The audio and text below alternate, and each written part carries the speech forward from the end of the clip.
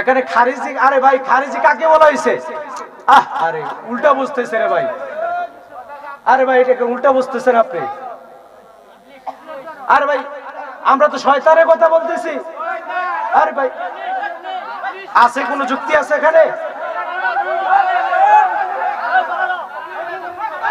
এখানে আমাদেরকে বসেন বসেন হুজুর নারে রিসালাতের স্লোগানটা বলাতে আমাকে কিছু অ্যাটাক করতে চাচ্ছিল। আসলে কি ভাই আপনি ভুলে আছেন না আমি ভুলে আছি? আমি খারেজি শব্দ তো আপনাদের কোন কবিদেরকে বলা হয় নাই। আমরা তো কবি অঙ্কনকে ভালোবাসি, কবিতা আমরা দাওরা পাস করেছি। আপনি তো হুট করে না বুঝে আসলে খারেজি মনে করছেন আপনাদেরকে বলা হয়েছে। না, খারেজি কারা, কাদেরকে খারেজি বলা হয় হুজুর সেই বিষয় আপনাদেরকে বুঝাই দিবে। হুজুর আমি শাহজালালের সৈনিকের বিষয়ে খারেজি বলছি, তারা মনে করছে যে তাদেরকে খারেজি বলা হয়েছে।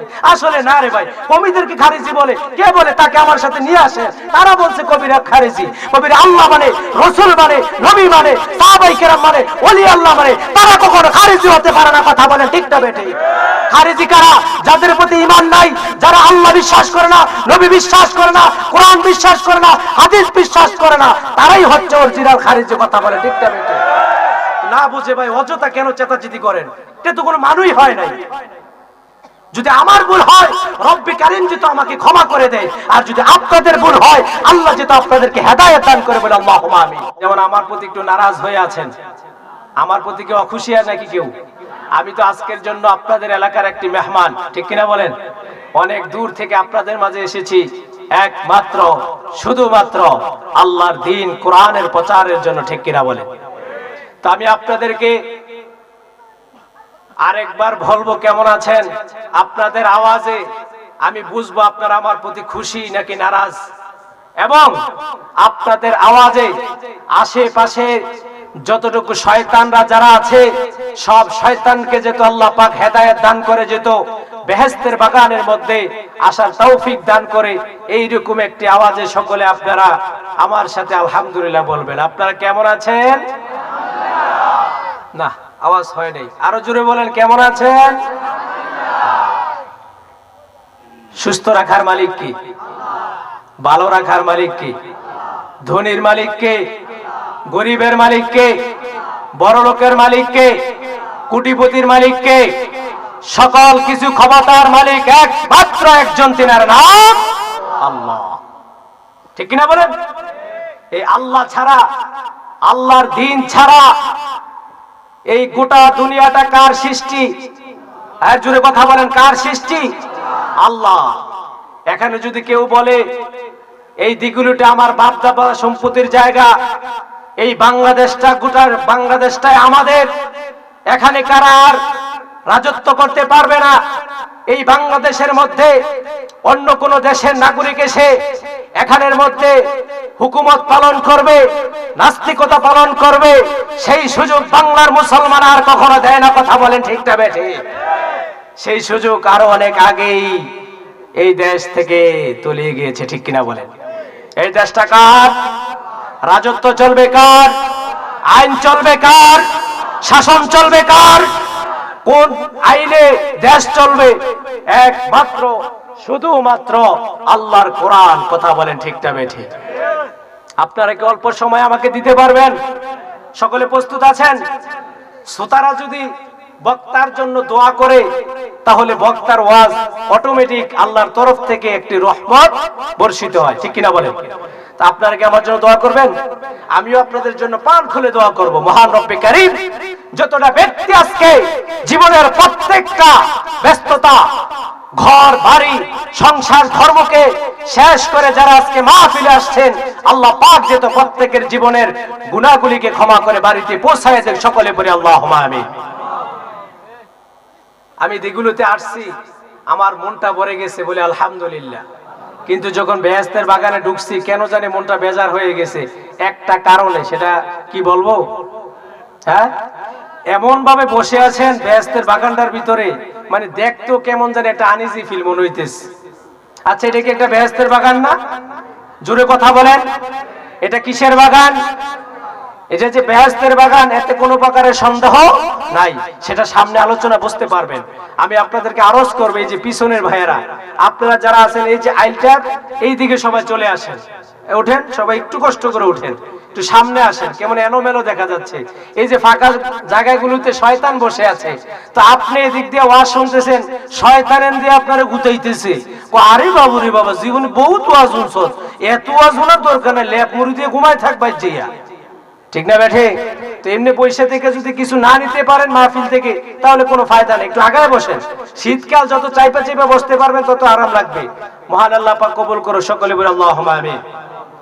লক্ষ কোটি দরুদ ও সালাম পেশ করছি আল্লাহর সৃষ্টির প্রধান আকর্ষণ, সমস্ত নবী এবং রাসূলগণের মাথার মুকুট, যাকে আল্লাহ পাক সৃষ্টি না করলে তামান আসমান এবং জমিন, পাহাড় পর্বত, নক্ষত্র, দুনিয়া কি জান্নাত কি জাহান্নাম, আসমান জমিন পাহাড় পর্বত নক্ষত্র যেগুলো আল্লাহ পাক সৃষ্টি করতেন না।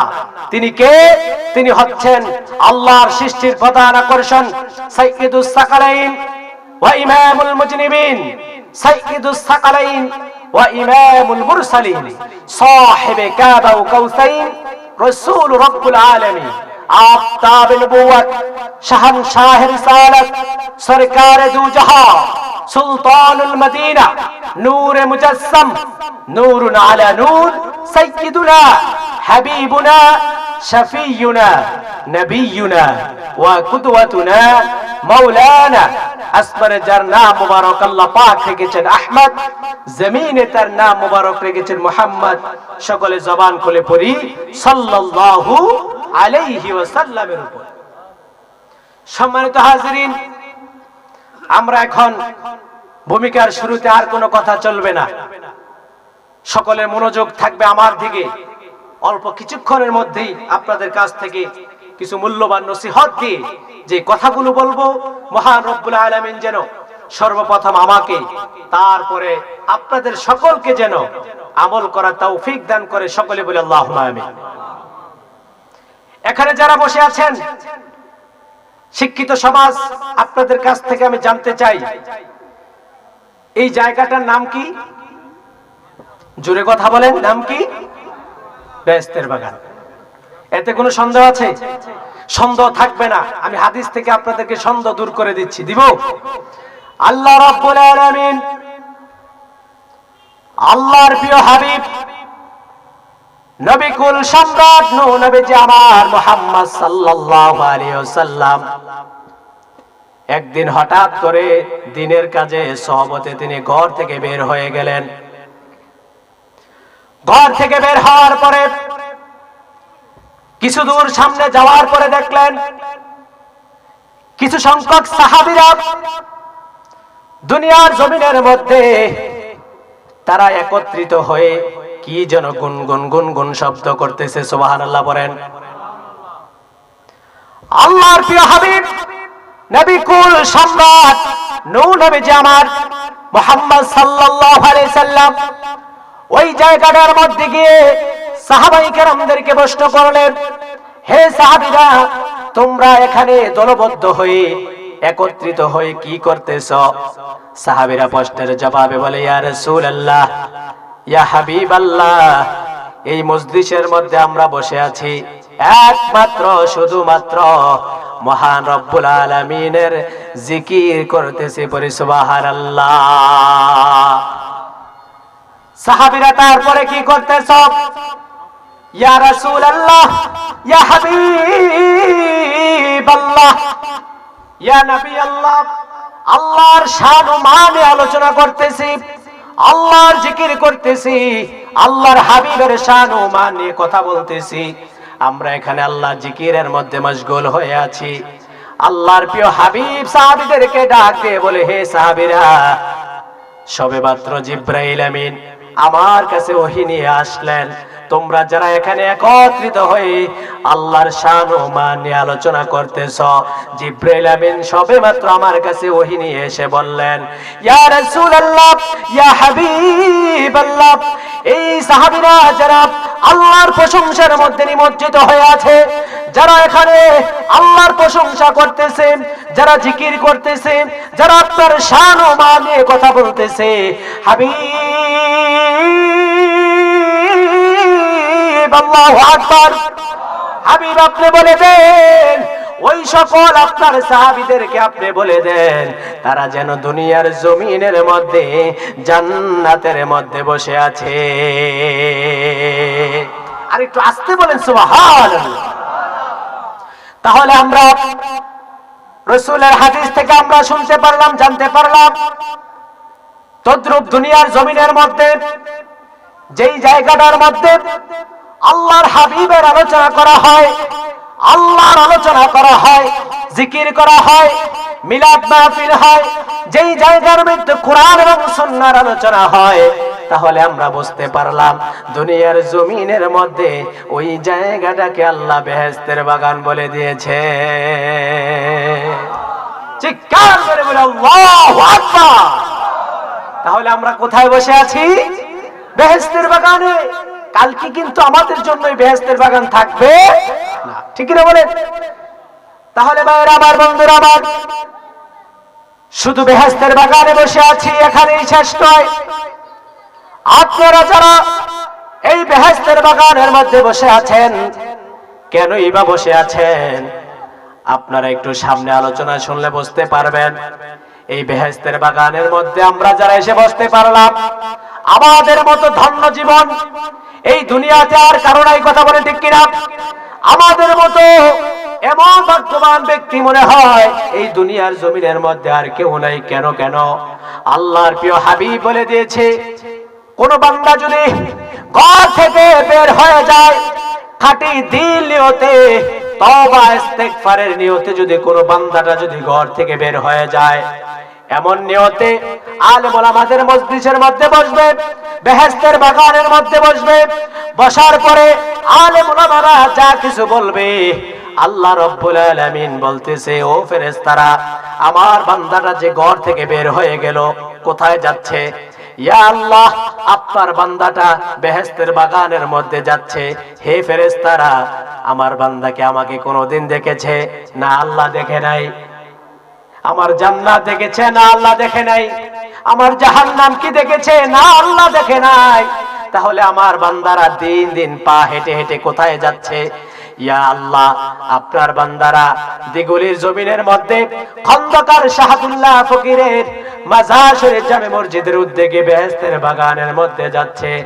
আমার আল্লাহ পাক জিবরাইল আমিনকে ডাক দিয়ে বলে, হে জিবরাইল, তুমি সাক্ষী থাকো, আমার বান্দাটা, যেই বান্দাটা জীবনের রাশি রাশি গুনার কথা স্মরণ করে,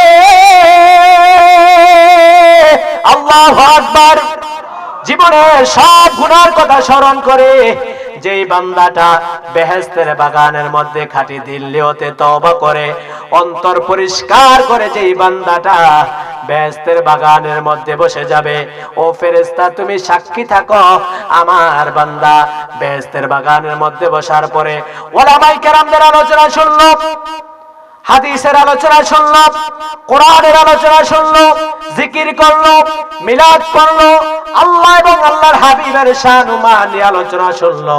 ফেরেশতারা তুমি মনে রাখো, তুমি প্রস্তুত থাকো, তুমি দেখে রাখো, ওই বান্দার জীবনের গুনাহগুলোকে আমি আল্লাহ ক্ষমা করে দিলাম। এত আস্তে বললেন সুবহানাল্লাহ। তাহলে আমরা কি ভাগ্যবান না? যারা এখানে আসতে পেরেছেন ভাগ্যবান কিনা? এই দিগুলি থেকে মুসলমানের সংখ্যা কি কম না বেশি? জোরে কথা বলেন, কম না বেশি? কিন্তু আজকে তারা বেহেশতের বাগানে আসতে চায় না। তার কারণ কি? তার কারণ কি জানেন? তাকে কে বসবাস করে আছে জানেন? কে? জোরে বলেন, কে? শয়তান। এই মজলিসে শয়তান আসেনি? হ্যাঁ, শয়তান কি চায়? ভালো চায় না খারাপ চায়? আপনার আমার ভালো চায় না খারাপ চায়? অবশ্যই খারাপ চায়। সেই শয়তানের যারা চমুন্ডারা, যারা এখনো পর্যন্ত ঘর বাড়িতে বসে আছে, তাদেরকে আমরা ধিক্কার জানিয়ে বলতে চাই, তোমাদের মতো বান্দা আল্লাহর এই বরকতময় মজলিসের মধ্যে আসার কোনো প্রয়োজন, ঠিক না বলেন? কোন ভালো কাজে, কোন নেক কাজে আল্লাহ সকলের তকদিরের মধ্যে ভালো কিছু লেখে না, ঠিক না বলেন?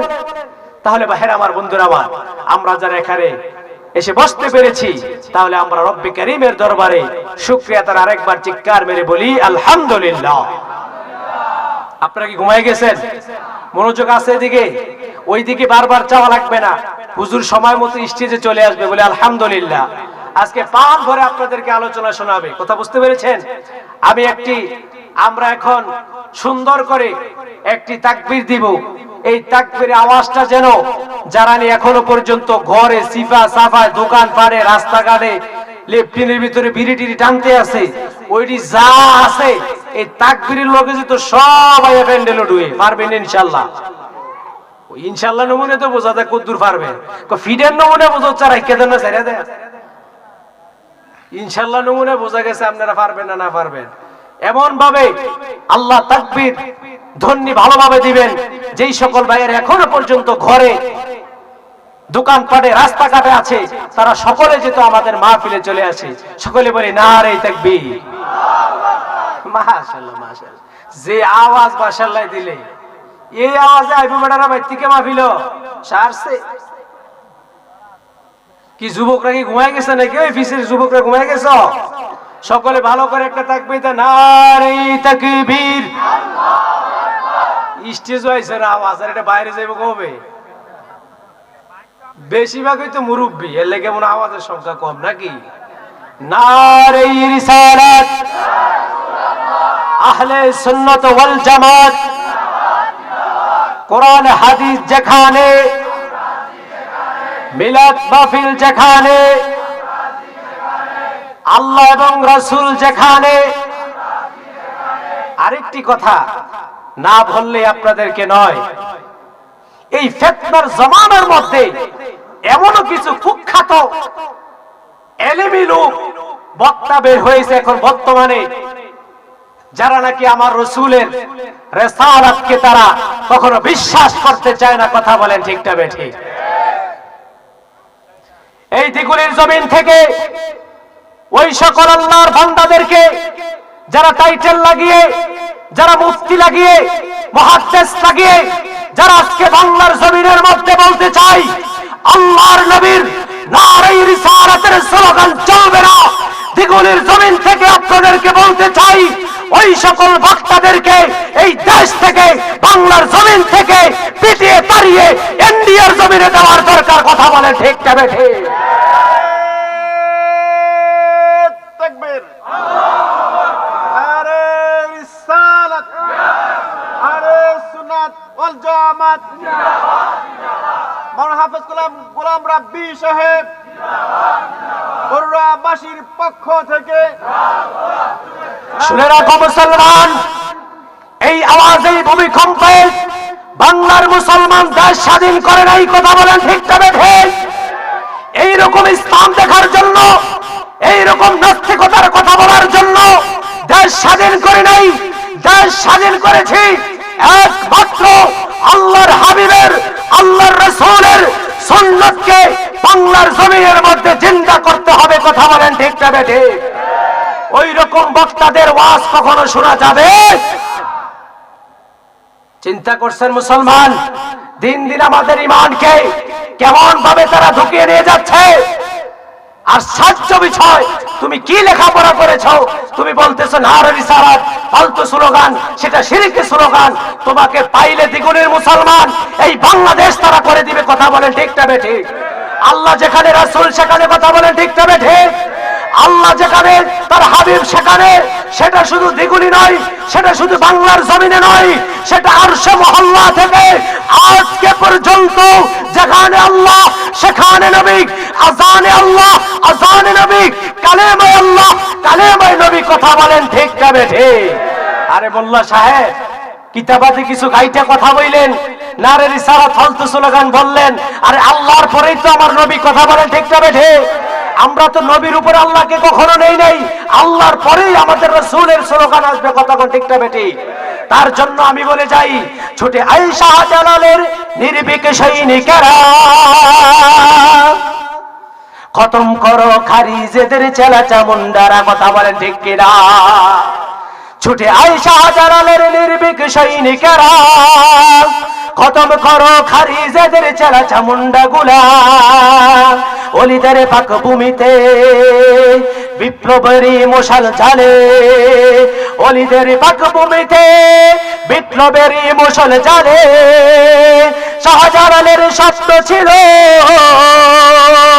প্রত্যেকটা ঘরে ঘরে সুন্নিয়তের আলো জ্বলবে, কথা বলেন ঠিক কিনা? ছুটে আয় শাহজালালের নির্ভীক সৈনিকেরা, খতম করো খারিজিদের চেলা চামুন্ডা গোলা।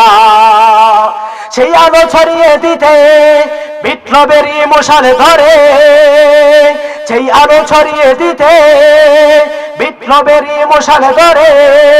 শাহজালালের বিদ্যাপীঠে নবী 2 বাড়ছে উড়ে, কথা বলেন ঠিক কিনা?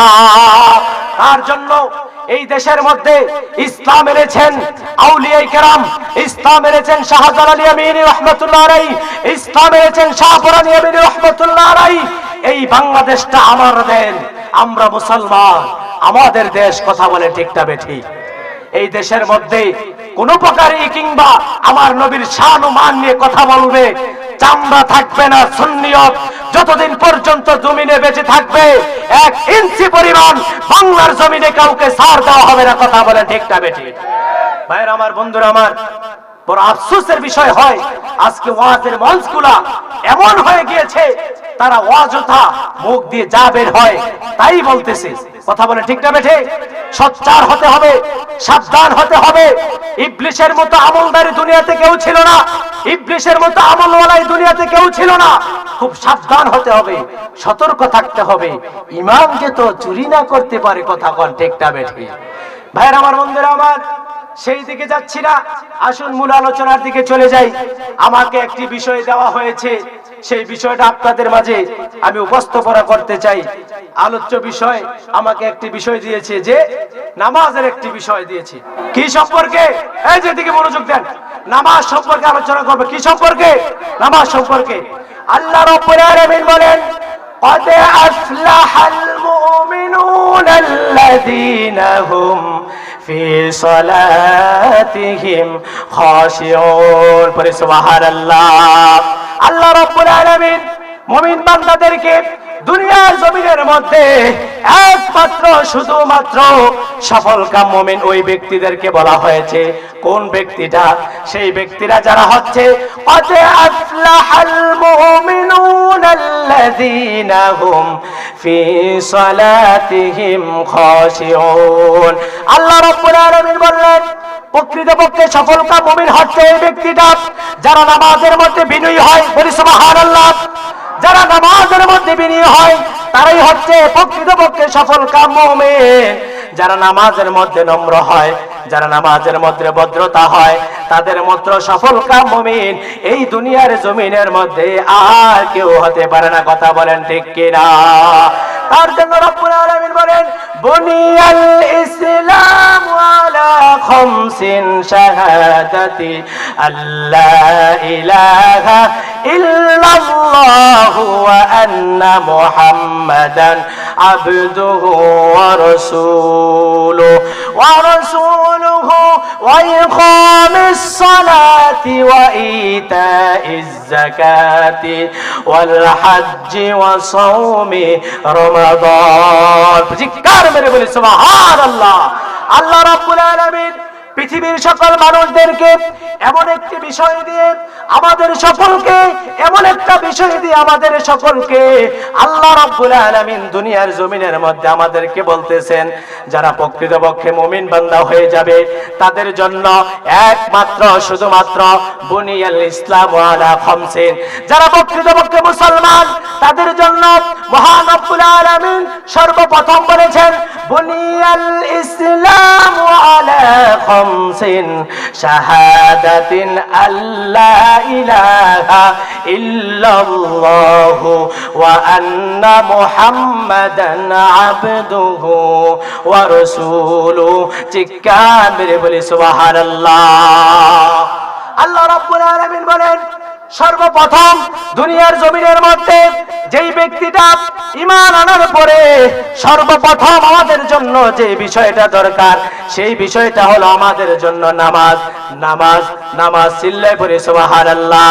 নামাজ আমাদের সমাজের সকলের দরকার আছে নাকি নাই? আমাদের ঘরের মধ্যে নামাজের দরকার আছে নাকি নাই? শুধু নিজে নামাজ পড়লে চলবে না, আপনার স্ত্রীকে নামাজ পড়াতে হবে, আপনার সন্তানকে নামাজ পড়াতে হবে, আপনার আহাল পরিজনকে আপনি নামাজ পড়াতে হবে। শুধু নিজেই নামাজ পড়লে চলবে না, সকল মেয়ে মিলে সারিবদ্ধ হয়ে দলবদ্ধ হয়ে যখন মুয়াজ্জিন যখন মসজিদের মাইকে যখন আযান দিবেন, আল্লাহু আকবার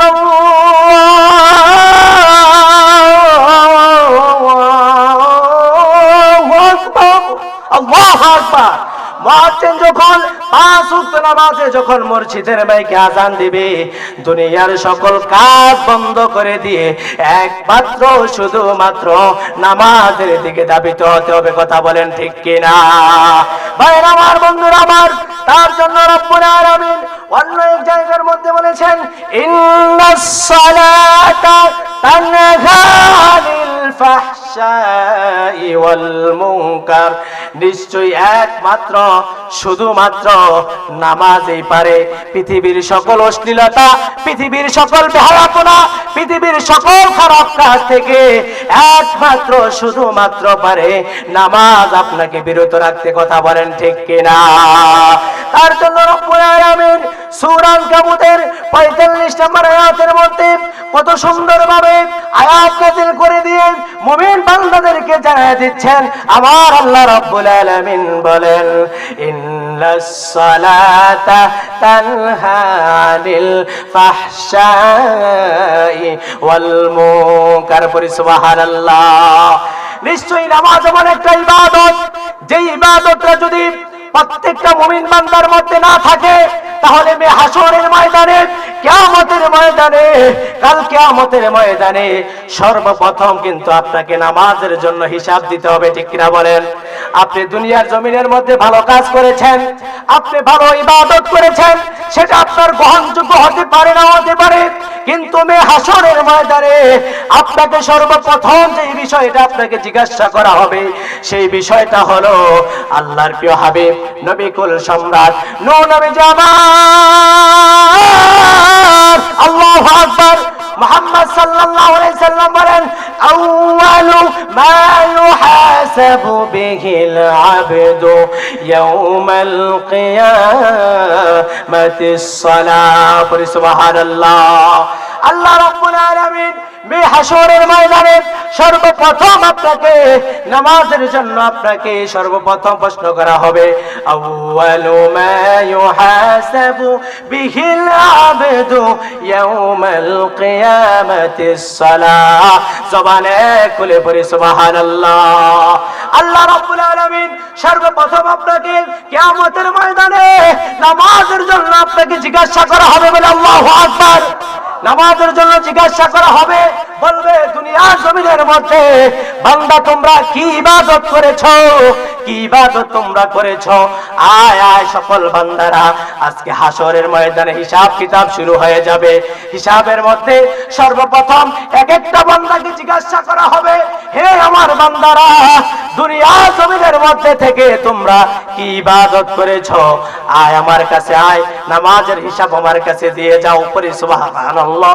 কাল কিয়ামতের ময়দানটা এমন হয়ে যাবে রে বাবা, ছেলে তার বাবাকে চিনবে না, বাবা তার সন্তানকে চিনবে না, কেউ কাউকে চিনবে না।